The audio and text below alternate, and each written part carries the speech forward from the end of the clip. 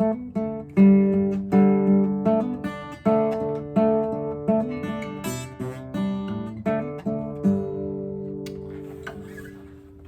thou fount of every blessing.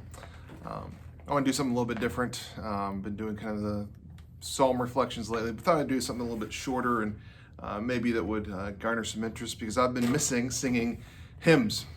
And this is, in fact, my favorite hymn, Come Thou Fount of Every Blessing. The story behind it's really interesting, though. So for a hymn story, I thought I would tell you about this one. It was written by a man named Robert Robinson, who was not a believer growing up. Don't know if he grew up in a Christian home or not, but really had a very modern experience. He and his friends ran around and did what late teenagers sometimes do if they are unsupervised, and decided it'd be fun to go get drunk and go out on the town. And so one day they first went to a fortune teller, and they thought it was hilarious just to laugh at what the fortune teller was saying their future was in the streets of London.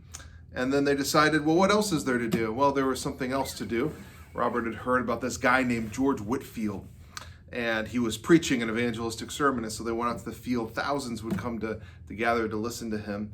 And I think his friends were more interested in making fun of him while the liquor still had its effect on them.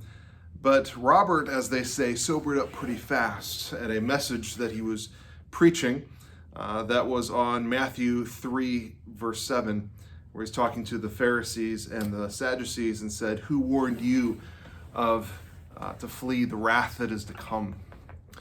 It haunted Robert for the next 3 years. Everyone said that he had a change of disposition until finally, 3 years after that, he became a Christian. 3 years after that, he found himself as a newly ordained pastor in a church, preaching his first sermon. And as the time went on, he started to write hymns to go along with the sermons. One of his earliest ones was this psalm, this song, Come Thou Fount of Every Blessing. One of the reasons I love it is you can hear traces of his story in the lyrics. Come Thou Fount of Every Blessing, tune my heart to sing thy grace. Streams of mercy never ceasing, calls for longs of loudest praise. Teach me some melodious sonnet sung by flaming tongues above. Praise the mount I'm fixed upon it, mount of God's unchanging love. Here I raise my Ebenezer. That's an interesting phrase. It's actually taken out of some modern hymn books because they say you won't know what an Ebenezer is, but you do if somebody explains it to you. In the book of 1 Samuel, they would often raise rocks, and they did this at a place called Ebenezer to remember the help of God. There was a battle that they fought, and they did not win it until they brought the Ark of the Covenant out and realized that they couldn't win without God on their side. This entire hymn is about how he never would have come to faith. He never would have been saved out of his lifestyle that he was in if it wasn't for God pursuing him.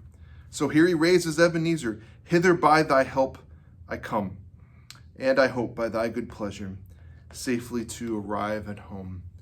Jesus sought me when a stranger, wandering from the fold of God. He to rescue me from danger interposed his precious blood. That's his personal biography there, right? He was not seeking God at the time that God found him out, and he was converted by hearing a preacher that he was first meaning to mock. The third verse is also cutting and my favorite. Oh, to grace, how great a debtor daily I'm constrained to be. Let thy grace, Lord, like a fetter, bind my wandering heart to thee. I think it's fascinating. He called himself, after coming to faith, a wandering heart. It's prone to wander. Lord, I feel it, prone to leave the God I love. It doesn't make any sense, but every single Christian, I think, has that experience of a heart that's prone to wander and prone to leave the God we love. Here's my heart, Lord, take and seal it for thy courts above. Ephesians 1, verses 13 and 14 tell us about the sealing of the Holy Spirit, that we are sealed for the courts above, because even after coming to faith, if left to our own, if God said, you're saved, now it's up to you, we would be lost.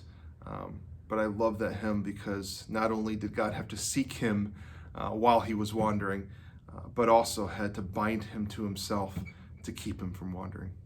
That's why Come Thou Fount is one of my favorite hymns. I love the hymn story behind it, and I love just to think through the lyrics, and I also love to play it on guitar too. I wonder if you have any favorite hymn stories. Maybe that would be a fun thing to share. Send me an email. Tell me about your favorite hymn and why.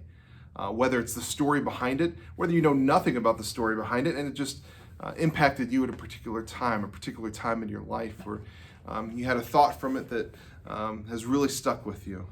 What's your favorite hymn? What's a hymn story that you love?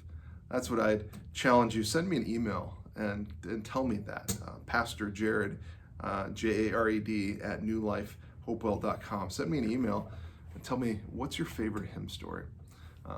And now you know. One of my favorites is Come Thou Fount. Thank you.